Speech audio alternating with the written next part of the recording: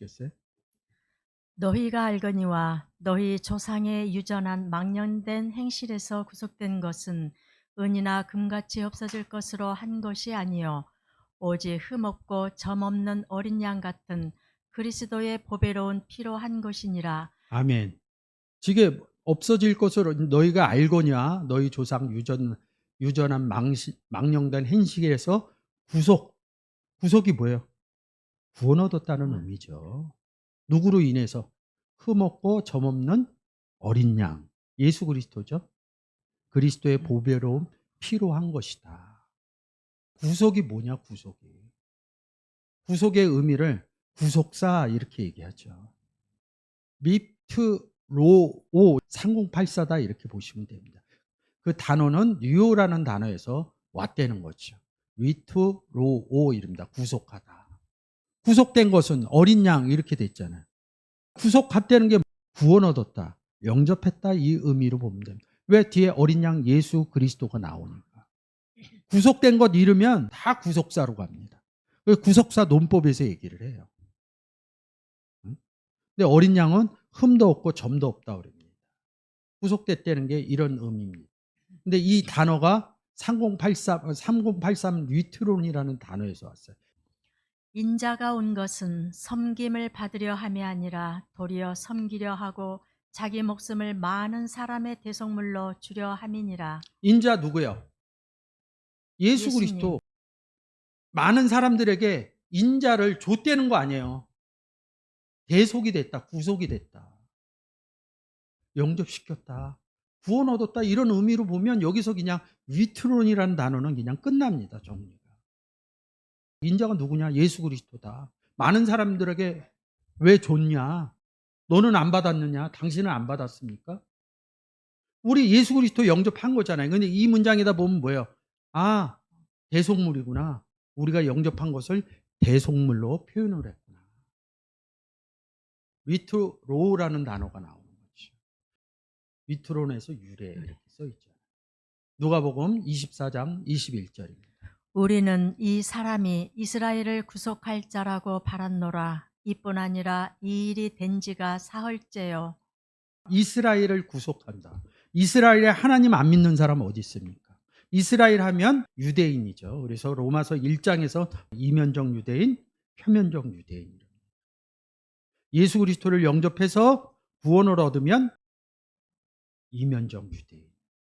이스라엘, 유대인, 조상이 누구예요? 이스라엘과 유대인을 얘기할 때 이스라엘 누구예요? 야곱 얘기하는 거죠. 야곱의 할아버지 누구예요? 아브라함이잖아요. 믿음의 조상 아브라함 얘기하잖아요. 이스라엘, 유대인 하면 조상이 아브라함이라고. 갈라디아서 3장에서 아브라함 자손 얘기하면서 자손은 오직 예수 그리스도다. 그리스도 안에 있으면 아브라함의 자손이다. 그리스도 안에 있으면 유대인이다, 이스라엘인이다. 표면적 유대인, 이면적 유대인 이렇게 쓰는 겁니다. 지금은 이 표면적 이스라엘을 구속한다 이런 의미로 기록되어진 것입니다. 디도서 2장 14절도 마찬가지예요. 구원 얻지 못한 상태에서 구속한다 이런 의미로 기록해 놓으신 겁니다. 리오라는 단어야. 풀어준다 이런 뜻이에요. 구속하기 전에 먼저 풀어야 돼요. 예수 그리스도를 영접하기 전에 죄인 영접하고 나면 의인 이렇게 얘기합니다. 의인이 되면 우리 안에 하나님과 예수 그리스도와 함께 떼어 묶여 있다, 하나 돼 있다 이렇게 얘기를 합니다.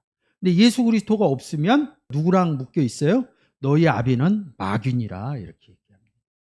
예수 그리스도를 영접 안 하면 누구랑 묶여 있는 거야? 마귀랑 묶여 있는데 예수 그리스도를 전하면 그 마귀하고 묶인 상태에서 푸는 게 이 리오라는 단어입니다. 구속이라는 단어가 이 리오라는 단어에서 파생되어져 나오는 겁니다. 풀었다 이런 부분을 얘기하죠. 요한복음 1장 27절입니다. 곧 내 뒤에 오시는 그이라. 나는 그의 신들매 풀기도 감당치 못하겠노라. 나는 누구예요? 세례 요한 얘기하는 거죠. 세례 요한의 제자가 누구였어요? 베드로였다고요. 베드로는 예수 그리스도를 쫓아가요. 세상 죄짐을 지고 가는 어린 양이다 그래서 베드로는 쫓아갑니다. 왜 자기는 안 가냐고 하는데. 안 가고 어디로 가요? 헤롯한테 간다고요. 헤롯한테 가서 왜 너 다른 여자하고 막 이런 얘기하면서 헤로디아를 통해서 목배임 당하는 사건을 당하죠. 그 목배임 쟁반, 이 헤롯의 열매다. 우린 누구의 열매요? 그리스도의 열매고 여우인 헤롯의 열매다. 세례요한은 구원 얻지 못한 상태를 성경에서 표현하고 있다. 뭐예요? 세례요한은 풀지 못한다 이렇게 얘기합니다. 우리는 푸는 권세가 있어요, 없어요? 예수 그리스도를 없는 분들에게 예수 그리스도를 전해주면 뭐야? 너희 아비는 막인이라 해서 풀어주는 권세를 갖고 있다. 그래서 풀려 이런 의미들이 숨겨져 있는 것입니다. 그래서 이 구속 이런 의미도 구속 제사함 받았다. 구속 제사함을 어디에서 받아요? 골로새서 1장 14절입니다. 그 아들 안에서 우리가 구속 곧 죄 사함을 얻었도다. 그렇죠? 그 아들 예수 그리스도 안에서. 그래서 로마서에서도 뭐야? 그리스도 예수 안에서. 에베소서 1장 7절에서 그리스도 예수 안에서 구속 이 의미가 숨겨져 있는 거죠. 풀려서 죄로부터 풀려서 마귀로부터 풀려서 그리스도 안에 들어가서 풀리면 위로하면 다시 그리스도 안에 가면 다시 떼어 묶습니다. 예수 그리스도와 하나님과 함께 임마누엘 돼서 묶여 있으면 누가 와서 풀지를 못합니다. 그게 풀렸다 그러면 묶이지 않았겠죠. 왜 우리가 이런 얘기를 합니다. 신앙생활을 하면서 왜 예수 믿다가 딴 길로 가느냐. 그런 사람들 많이 보죠.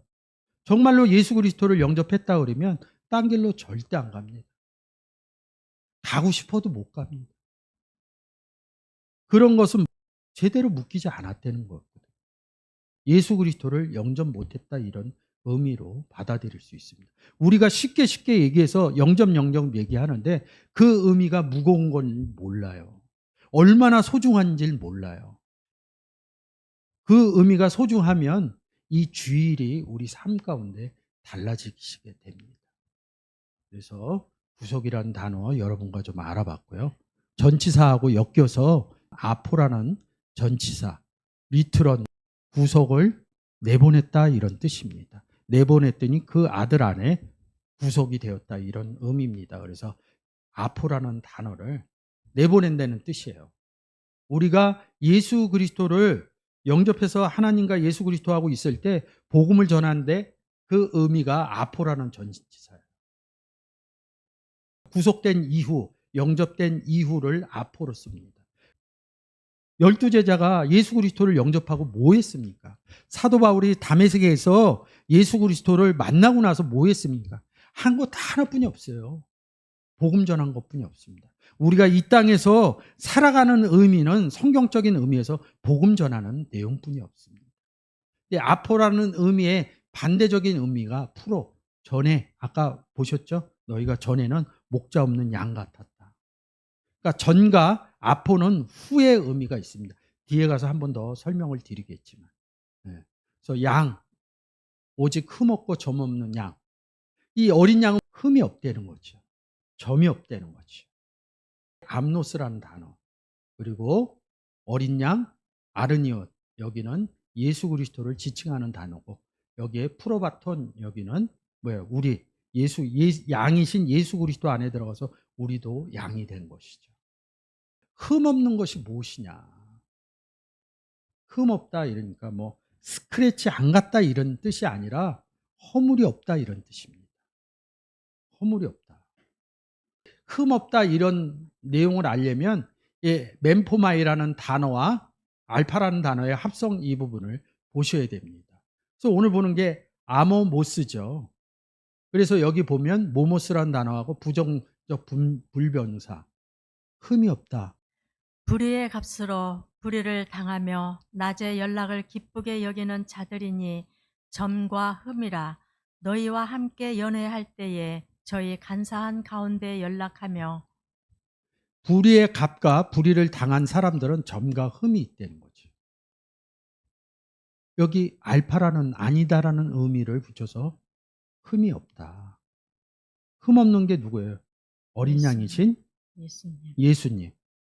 우리도 흠이 없겠죠? 흠 없는 예수 그리스도 안에 들어가서 우리가 흠이 없는 겁니다. 성경에서 제일 어려운 게 뭐냐면 자꾸 행실로 얘기를 해요. 기본에서 그 다음 행실은 움직이는 행위는 예수 그리스도가 이 땅에 오셔서 한 것은 간결하게 복음 전한 것뿐이요. 그전에는 흠이 없다는 것입니다. 누가? 어린 양이. 우리가 흠이 없는 게 아니라 어린 양 안에 들어갔기 때문에 우리가 흠이 없다 이렇게 말씀하고 있는 것입니다. 그래서 아모모스라는 단어입니다. 또 이 흠 없다를 두 가지 단어로 써요. 아멘 푸토스 이릅니다. 그래서 여기 엠포마이 똑같습니다. 근데 이 엠포마이라는 단어가 허물하신요 이릅니다. 로마서 9장 19절입니다. 혹 내가 내게 말하기를 그러면 하나님이 어찌하여 허물하시느뇨 누가 그 뜻을 대적하느뇨 하리니 이 흠이 없다라는 단어는 허물이 아니다 이런 뜻입니다. 하나님은 허물이 없다는 뜻이에요. 흠 없고라는 것입니다. 흠 없는 어린 양, 허물이 없는 하나님. 우리가 어디 안에 들어갔어요? 그리스도 안에, 하나님 안에. 하나님 안에를 잘 못 써요. 근데 성경의 내용을 보면 하나님 안에라는 문장들이 있습니다. 그런 부분을 보면 왜 하나님 안에를 썼을까? 그리스도 안에는 누구나 다 이해를 합니다. 아버지 하나는 하나다. 그리스도 안에 있는 것이 곧 하나님 안에, 아버지 안에 있는 것이다. 그래서 이 흠없다 이런, 허물이 없다 이런 내용입니다. 그 다음에 흠이 없고 점 없는 어린 양. 뭐 여기 얼굴에 점이요? 몽고 반점이요? 이런 의미 아니겠죠. 뭔지 모르지만 흠이 없고 점이 없다 그러면 점도 뭔가 안 좋겠죠. 그 내용상으로 보면. 근데 원어로 보면 이런 내용들이 잘 파생이 되어집니다. 이 단어는 점이 없다 이런 단어는 아스필로스 이릅니다. 알파라는 단어와 합성이 됩니다. 근데 이 단어는 딱 세 단어로만 연결되어 있어요. 어디서요? 4696번, 4695번. 기본 단어에서 스필로스 해갖고 더럽다 이런 뜻의 단어에서 파생이 됩니다. 더럽다의 반대가 깨끗하다죠. 그 깨끗하다는 의미와 반대적인 의미로 생각하시면 됩니다. 그래서 스필, 로스 이 단어만 알면 점 없는 단어를 금방 알 수 있겠죠. 야고보서 3장 6절입니다. 혀는 곧 불이요 불의 세계라 혀는 우리 지체 중에서 온 몸을 더럽히고 생의 바퀴를 불사르나니 그 사르는 것이 지옥불에서 나느니라. 하나님이 같이 있는데 몸이 더럽겠어요? 깨끗하다 이렇게 얘기를 하죠. 그래서 이 스필로스는 더럽다, 깨끗함의 반대겠죠. 에베소서 5장 20절이나 베드로후서 2장 14절에선 티나 점으로 얘기를 합니다. 기본어인 스필로스에 가서 더럽다는 의미를 갖다 쓰면 됩니다. 점이라는 단어는 스필로다라는 하고 부정적 불변사 아니다. 이 더럽다는 의미를 가져와야 됩니다. 그래서 여기 T라고 이렇게 했는데 4696에서 그 의미를 갖고 와야 됩니다. 그래서 더러운 거하고 반대가 뭐예요? 마태복음 5장 8절 읽어주세요. 마음이 청결한 자는 복이 있나니 저희가 하나님을 볼 것이며. 마태복음 5장에서 8복 얘기하죠. 복이 있다. 복이신 예수 그리스도가 있다. 이런 의미로 받아들이면 됩니다. 예수 그리스도가 있으면 하나님을 본다. 깨끗한 상태죠. 깨끗하다, 청결하다 이런 의미로 여러분들이 보시면 됩니다. 점 없고 흠 없다. 예수 그리스도라는 거죠. 어린 양이죠. 어디 들어갔어요? 예수 그리스도 안에 들어가서 우리도 흠 없고 점 없다. 이런 기본적인 의미에서 성경의 의미를 생각하셔야 되는 거죠. 우리가 삶으로 따지면 저 흠 많은 사람입니다. 그리고 저 몸에 점도 있는 사람입니다. 삶에 흠 없음을 얘기하는 게 아니라 내 몸에 점 없음을 얘기하는 게 아니라 왜 제가 흠 없고 점 없다고 그러겠어요? 저 구원 얻은 사람이다. 예수 그리스도 영접한 사람이다. 그래서 나는 이 삶 가운데 복음을 전하고 사는 흠 없고 점 없는 사람이다. 여러분도 한 주간이 시작되는 월요일서부터 흠 없고 점 없는 예수 그리스도 안에 있는 사람으로서 흠없고 점없는 복음 전하는 삶을 이어서 가시길 바라겠습니다. 아멘. 그는 창세 전부터 미리 알리신 바 된 자나 이 말세에 너희를 위하여 나타내신 바 되었으니. 창세전이란 글자가, 창세라는 글자가 나오면 모든 앞에서 얘기한 거 싹 지워집니다. 지워지면서 창세기로 바로 갑니다. 아무 생각도 안 해요. 그냥 창세기로 가요. 20절이 어디 20절이에요? 베드로전서 1장 20절이거든요. 이 베드로전서 1장에서 여러분들이 제일 많이 쓰는 구절이 있어요. 9절. 믿음의 결국은 곧 영혼 구원을 받음이라. 이거 굉장히 많이 씁니다. 영혼 구원 받으려면 어떻게 해야 돼요? 영접해요. 영혼 구원 막 나름대로 막 푸는 거예요. 1절서부터 성령의 거룩하심. 응? 그래서 4절에 너희를 위하여 하늘에 간직했다, 이런 의미도 나오고, 믿음의 결국은 영혼 구원이다. 이 구원에 대하여는 이럽니다.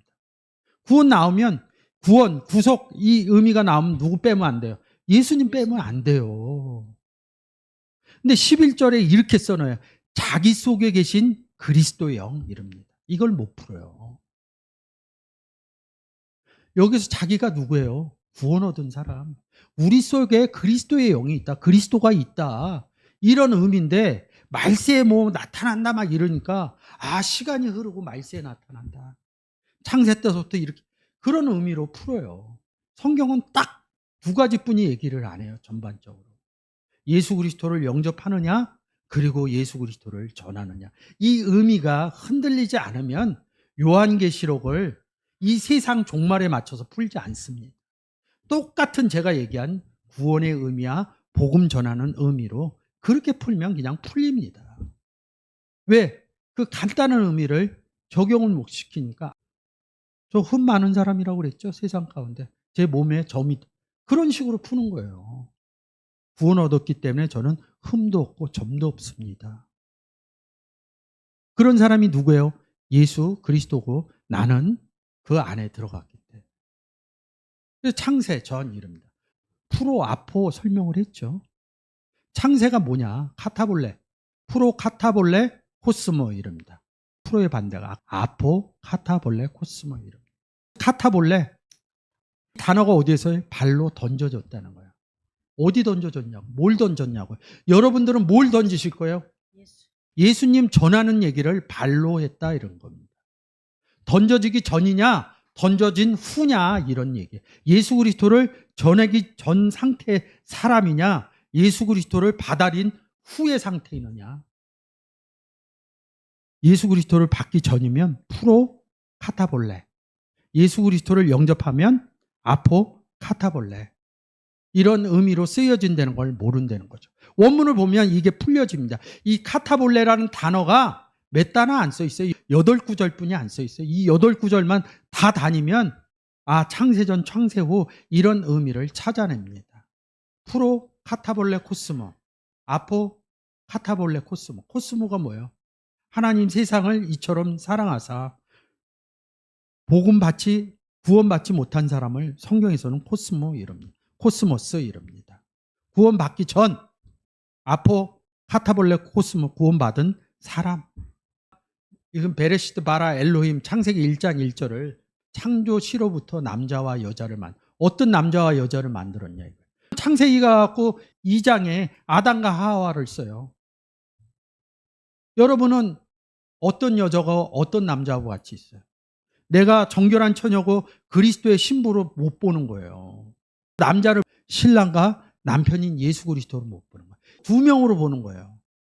남자인 예수 그리스도, 그리고 구원 얻은 우리를 여자, 정결한 처녀, 아내, 신부. 잘 써요. 그리스도의 신부 이런 걸 잘 써요. 근데 문장에서 적용을 못 시켜요. 이런 부분은. 신부는 여자 아니에요? 정결한 처녀 아니에요? 그렇게 만들어진 창조된 사람이라는 거죠. 요한복음 3장에서 거듭난다, 새롭게 창조된다. 아나돈 겟나오. 창세 후가 되면 뭐예요? 구원 얻으면 복음 전하러 다닌다. 감추인 것을 드러내려 한다. 그런 사람이 누구예요? 너희를 선지자로 세웠다. 선지로서 말씀하신 바.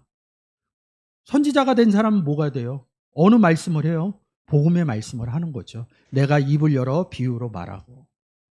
전치사로 아포, 카타볼레, 코스모 이렇게 구원 얻은 사람이 내보내는 거예요. 풀어는 이 안에 못 들어간 사람 전에 너희가 전에는 멀리 있었더니 그리스도 밖에 있는 것을 너네가 전에는 멀리 있었다 할 때 이 풀어를 씁니다. 그리고 선지자로부터 이럴 때 뭐야? 복음 전하는 게 부터니까 아포한다는 거죠. 예수 그리스도를 아포에서 내보내는 겁니다. 구원 얻은 사람을 얘기하는 거고 풀어 구원 창세전이 구원 얻기 전 이런 의미로 얘기를 하는 겁니다. 풀어 전에 너희가 창세전. 마태복음 13장 35절이죠. 창세로부터. 여기 아포 카타볼레 코스모 거듭난 말씀으로 되었다. 그러니까 뭐예요? 말씀을 자꾸 성경의 말씀을 열려고 그래요. 기본적인 데서 생각을 못 하는 거예요. 이 말씀이라는 단어가 로고스거든요. 신의 현현. 여기 뭐라고 써 있어요? 그리스도. 이랍니다. 23절 한번 읽어주세요. 너희가 거듭난 것이 썩어질 씨로 된 것이 아니요 썩지 아니할 씨로 된 것이니 하나님의 살아있고 항상 있는 말씀으로 되었느니라. 마태복음 13장에서 씨 뿌리는 비유하는 거죠. 씨를 뿌린 게 아니라 말씀을 뿌린 겁니다. 이 내용을 뿌린 게 아니라 예수 그리스도를 뿌렸다는 의미입니다. 베드로전서 1장을 묵상하면서 뭐라고 써있는데 왜 우리가 거룩해야 되는지 그 의미를 15절에 써놨습니다. 오직 너희를 부르신 거룩한 이처럼 누가 우리를 불렀어요? 하나님이 예수 그리스도가 우리를 그리스도 안으로 불렀다고요. 너희도 모든 행실에 거룩한 자가 되라. 어떤 행실을 하냐고요? 돌이켜주는 행실을 하더라고요. 복음 전하는 행실을 해야 거룩한 자가 된다. 이런 의미로 써놨더라고요. 여러분들이 점도 없고 흠도 없기 때문에 하나님이 얘기하신 것처럼 하나님이 거룩하고 여러분도 거룩한 자가 됐습니다. 거기에 맞춰 복음을 전하면서 모든 행실에 거룩한 자가 되시기를